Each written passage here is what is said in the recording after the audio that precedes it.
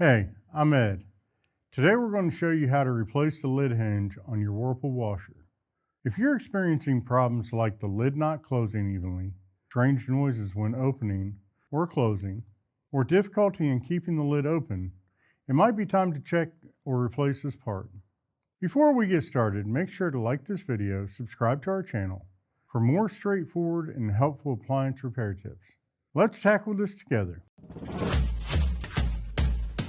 With over 2 million products in stock and the know-how to help you do it yourself, we are AppliancePartsPros.com. For today's work, we'll need a 1/4-inch nut driver, Phillips head screwdriver, and a T15 Torx driver. And we can't forget about the putty knife. Also, please remember that safety comes first. Always disconnect your washer by unplugging it or switching the breaker off. With everything safely powered down and our tools in hand, we're ready to move on to the troubleshooting of your washer. Is the lid on your washer just falling down instead of staying up? This would indicate that the hinge may be faulty and needs to be replaced. We will show you how to replace this hinge. In order to get to the hinge, let's get our 1/4-inch nut driver and we'll remove the screws that secure the rear panel over the console. Once removed, using a putty knife, slide it in the front corners of the console to release the spring clips that hold the console in place, and lift up on the console to remove.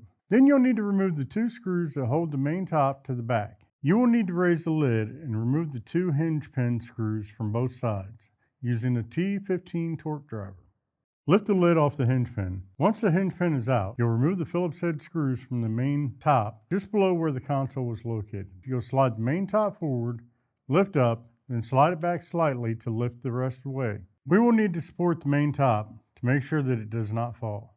You will not have access to the hinge to be able to replace it. Then, you will remove the 1/4-inch hex head screws from the hinge mounting bracket, and the hinge pin can be removed. Here's our new lid hinge. If you've already got one, great.